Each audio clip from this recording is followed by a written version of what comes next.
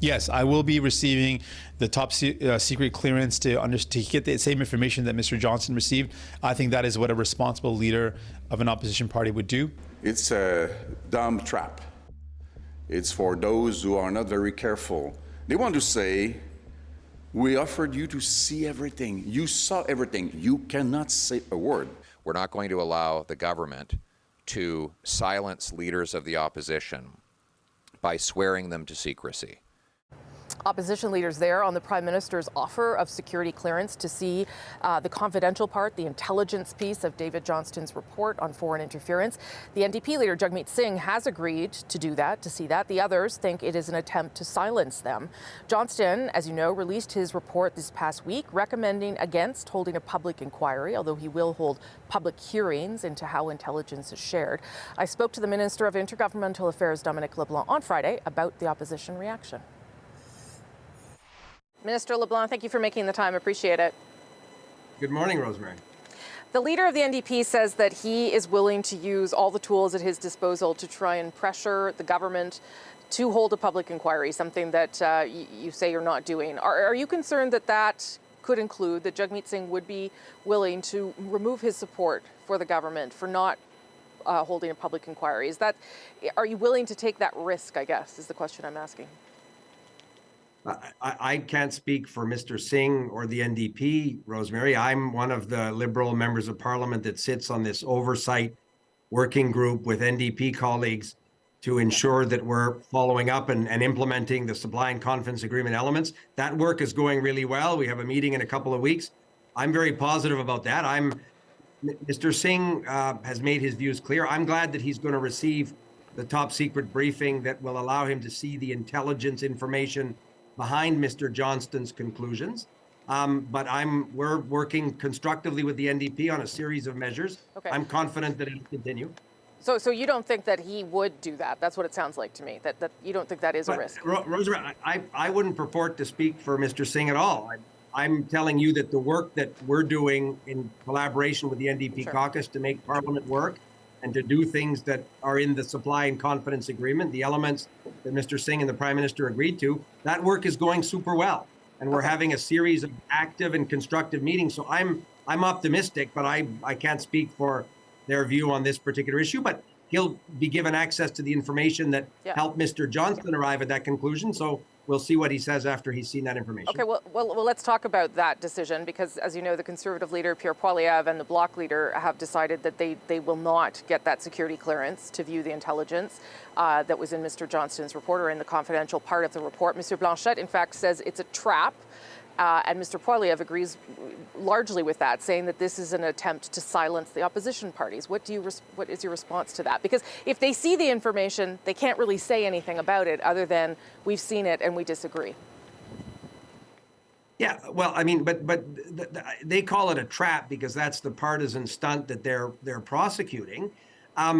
We prefer to think of it as information that's relevant to arrive at a reasonable conclusion.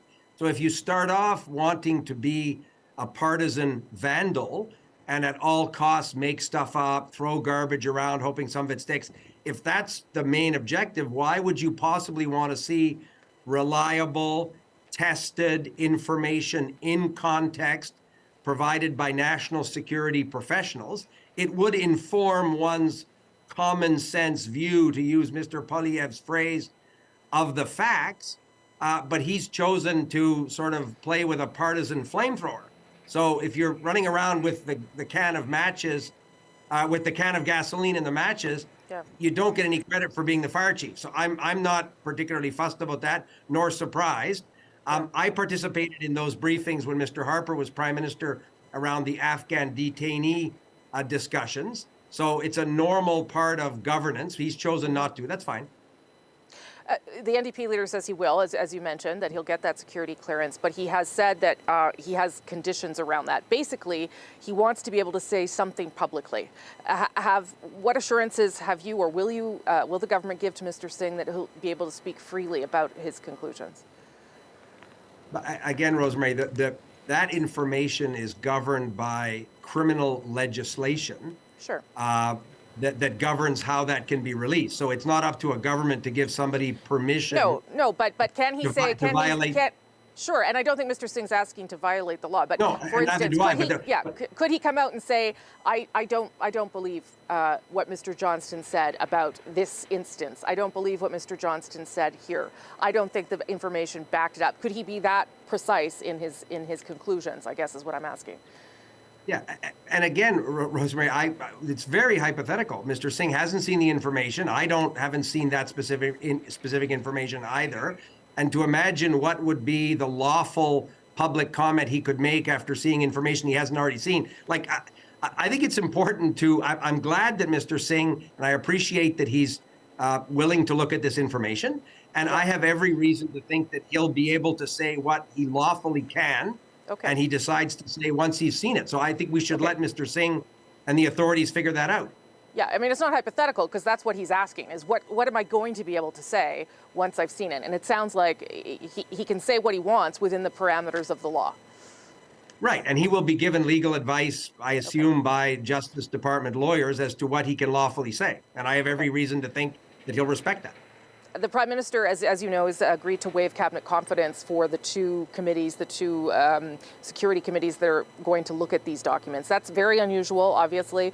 I wonder whether there is a conversation about whether that should be happening more often inside those intelligence committees when it relates to intelligence, obviously, that the cabinet records should also be made available.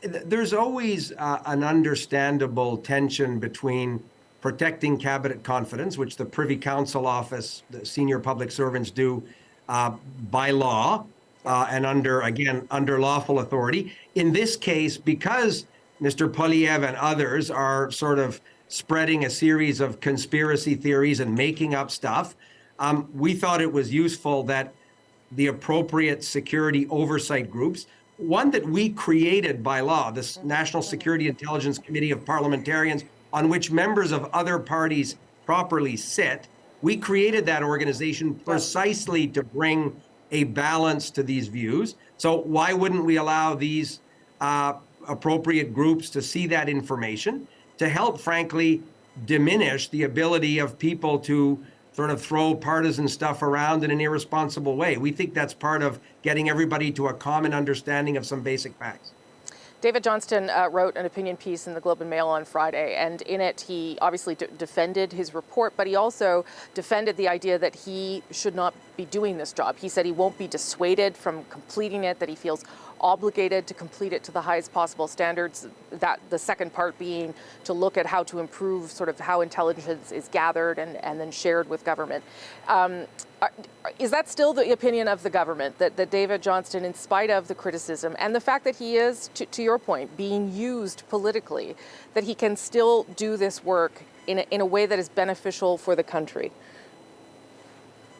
We believe so, Rosemary, because his record of public service in civil society as head of some of the country's biggest universities, then asked by the Harper government to develop terms of reference for a sensitive inquiry into the Airbus scandal.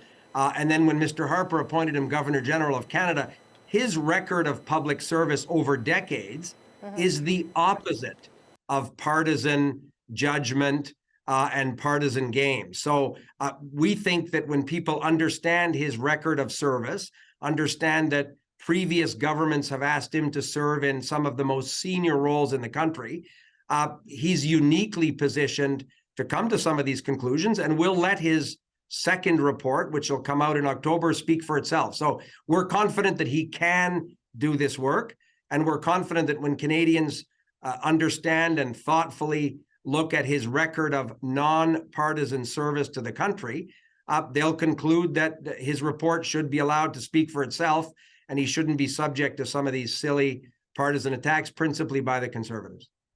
Minister, because I'm in Calgary, obviously I'm going to ask you about the election, not who you think is going to win or anything, but what sort of are the priorities for the federal government in working with whomever forms government here in Alberta after Monday's election?